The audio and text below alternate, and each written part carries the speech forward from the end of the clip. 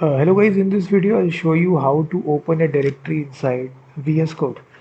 So it's very simple process. You open the directory in which you want to create files, projects, and the approach is that you simply go to the address bar, simply type cmd, just open command line in the current working directory, and after that you just need to type the command code dash.